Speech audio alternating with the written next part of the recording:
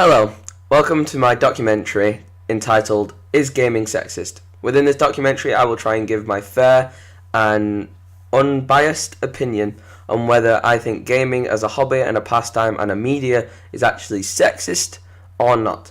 Now there's a few debates and I will look at both sides of the argument. Being a pro-feminist male such as myself, I thought it'd be a refreshing interpretation on the content. Now, I'm going to be displaying a few different titles spanning over a few different years. Currently, the first one we're talking about is Call of Duty World War II, which is, I think, the 2017 Call of Duty release, as they release one every year. And in this, I've decided to show a bit of footage of a mission during the main storyline where it focuses on one woman and her story at being part of the resistance in France.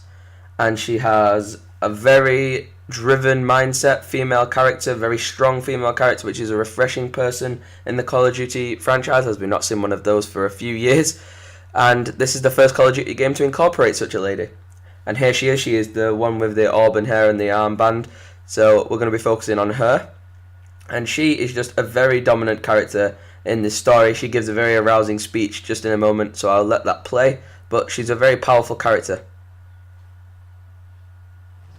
The garrison is run by SS and Polizeiführer Heinrich. And he couldn't find me. Came for my parents. And my husband. And finally, my son. Tonight, everything we've lost, everything we fought for, will mean something. Tonight, we take back our city. So she is a very powerful character, and from that speech alone you see that she's very passionate, very driven, and she is actually sent into this building to take on the Germans. You as the player have the power to play as this character on her mission, and it's the first time a Call of Duty game has ever allowed you to play as a female character in one of their games, which I think is very refreshing, very interesting, and I'm glad that they picked this title. And I'm just so disappointed that it took them this many years and this many Call of Duty games to be released in order for us to play as our first ever female character, as I do think female gamers especially will see her as a very powerful character. I enjoy playing this mission as her. She's very intelligent, very enthusiastic, and a very, very fantastic experience it was to do this mission as this new eyes and this new person. Now this clip is very graphic, so I apologise, but watching your son flail as he drowned under my boot gave me the greatest pleasure of all.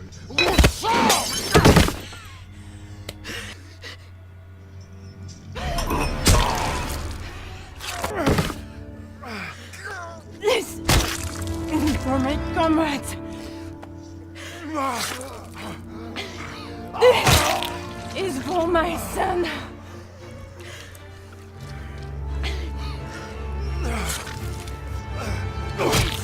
Is for me.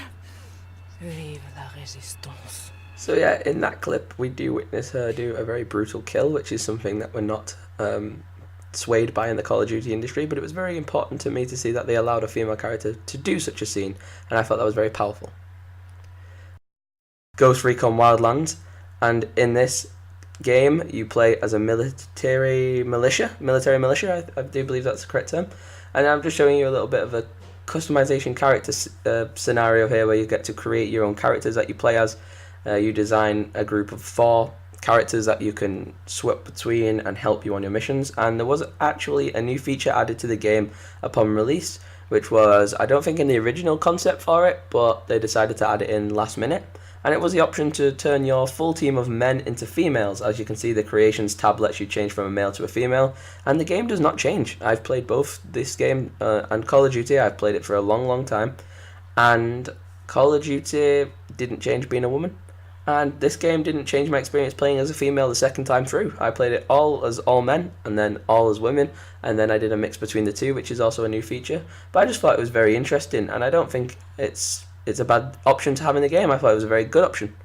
Fortnite is obviously the populist one at the minute, free to play, and it does vary in different skins, as they call them, different outfits you can get for the females. Some of them are a bit comical, and I think it mocks women a little bit. I don't think you can get these as men, like for your male character, but some of them I feel like mock females a little bit, and I think play on the fact that they're a bit too soft and sweet. However, later editions, which I will show you here, this is more of a combat one, and I do think that, you know, if men are wearing combat outfits, then women should be able to, and if you're going to mock the women, mock the men at the same time. So I'm glad that Fortnite eventually got their head around it, and eventually started adding in more military gear for the women as well. The last one they added was my favourite, which I do believe is a medieval knight skin for the women, and I thought that was good, as you couldn't actually have this as a female character for a long time until eventually enough people complained and they added it in. The next one, State of Decay 2, a very fantastic game that was recently released in 2018. And State of Decay 2 is pretty much a zombie apocalypse survival game where you have to play as either a man or a woman, or you can play as both and build a community of mixed genders or solidly one gender. And the women in this game can just kill as many zombies as the men can. They are no strangers to the combat, and I think it works a lot better. The dialogue is fantastic. It shows the different characters you can play as, and it shows you the different people you can pick. There's different scenarios if you're a different agenda, but you know, still carry the same amount, still run just as fast, still punch just as hard, still shoot just as good. And I like games that do that. I like games that include the men and the women variety, and also have no differences, no like negatives of being one gender to the other. I feel like it's a fair way to balance the gender out, and I think it provides good content for female players. This one was on the top of a female players list of 2018. She really enjoyed playing this game with a boyfriend, as you can do mixed gendered options, and you can also do solidly one gender, and just mix and match. So yeah, very good game. Now the king of controversy, GTA 5, Grand Theft Auto 5, which was released in 2013. And this game that was released in 2013 did cause a monster amount of controversy, as this game includes in the trailer so many different characters, so many different things. A lot of these characters are referred to as a gaming jargon known as NPC, which means a non-playable character, and they're females and males equally. And of course they have the excuse it's set in America, it's meant to be Los Angeles, but they call it LS for non-copyright purposes. And it shows you the main protagonist in the trailer there. He's called Michael. There's two of the main protagonists, Trevor and Franklin. And apparently there was meant to be one of the protagonists, I think it was Trevor, was actually meant to be Trisha and was meant to be a female redneck character. However, they just didn't go for that in the end. They ended up swapping it, so it's an all-male cast. Now I hope GTA 6, which is supposedly meant to be coming out in 2020, I do hope that that game releases a female protagonist, just because I think it would be very refreshing. There are many interesting female characters, but also lots of characters that are in there just for the sex appeal alone, which is a very disappointing thing to have. But it was 2013, a lot earlier than these other games, and this clip, which my friend allowed me to record on her account, because I do not own these characters, and I'm very glad I can admit that. GTA 5, when first creating your own criminal character to play as, the men got suits and ties, and the women, as you can see, got very exceedingly short skirts. Now, there's no problem with these outfits. I'm sure there's plenty of women that want to wear these outfits. However, just as a male looking at this, it feels to me as if why they're all tight, why they're all short, why they're all purposely meant to be there explicitly, and I don't understand it. It's meant to be a game about being a criminal. I don't see any criminals on the news running around in lingerie Victoria's Secrets doing bank robberies. And I just think it's a very stupid concept. I feel like the female characters have been served a great disjustice here in 2013 in GTA 5, doing all the different outfits very inappropriately. I think they should have had a lot better outfits, and they should have really stepped up their quality when it came to creating these women and these characters for the females to play. They're all very the same. I've seen over 60 varieties of male characters in GTA 5, such as criminals in suits and ties, some in armor, some in vests, some in all array of different outfits and whatnot.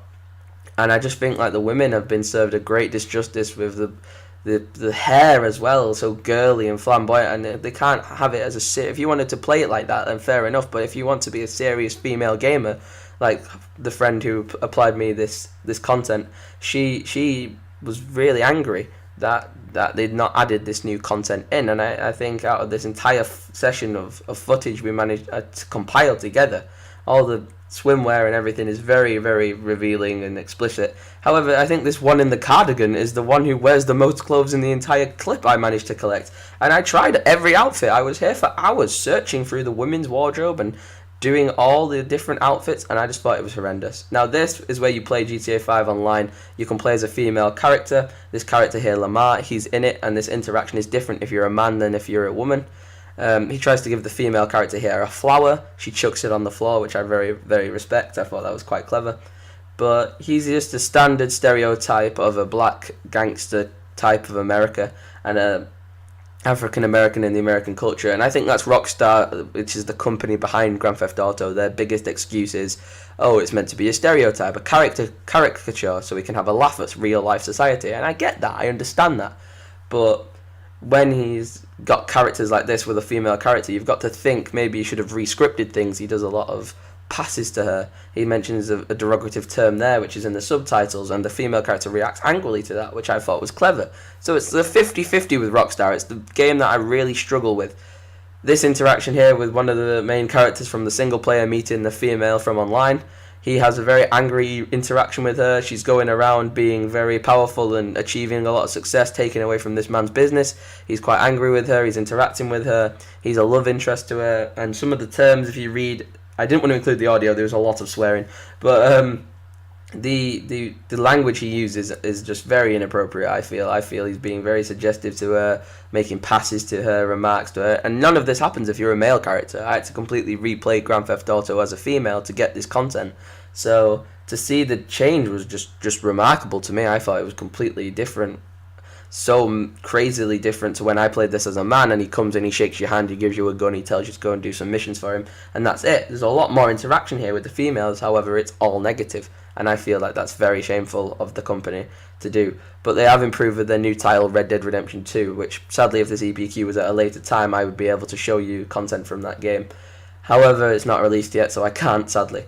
But yeah, again, doing the outfits for the women in GTA 5, the military pants that she's wearing currently is just a late last minute 2017 edition compared to the 2013 tight look, like low cut tops, scandally clad outfits and whatnot. It took the company absolutely ages to get on par with what they needed to be creating for females, what sort of items and whatnot they should be wearing, and it was just ridiculous. I thought it was stupid. They should have had it in from the minute the game was released in 2013. It shouldn't have taken them this many years, and I understand the outrage of a lot of female gamers who said, I feel like my outfits are scantily clad, I feel people are looking at my character in a certain way, making me feel like a certain way, but they had no other option. They tried putting the most, advanced and more coverable items of clothing on, but it just wasn't working for them at all. It was just the outrage of female gamers on Twitter, on Instagram, on YouTube about GTA 5 until GTA 5 eventually fixed their attention to detail and actually edited the women players to be more effective. I just thought it was stupid. I really just disagreed with it, and I'm so happy now that they've made bigger footsteps in the better direction of feminism. They're applying female characters to the new release that they're releasing at the end of October, and they're just adding so much more content in for the women now, and I think it's rightly so deserved, but I just feel it's outrageous it took them this long, and I'm glad female gamers are now feeling fairly represented, especially in the more up-to-date titles such as State of Decay and Ghost Recon and whatnot, where you can play the game entirely as females and it just doesn't affect your game in the slightest, and not in any negative way does it affect your game. So to wrap up and conclude, is gaming sexist? No, I think gaming is a pastime and hobby and even job for a lot of males and females out there. I feel like it's a very equal and more quality sort of genre to play in, and I think everyone, man, woman or child, as long as the aging is correct, should be playing these games and enjoying them to the full potential. Thank you very much.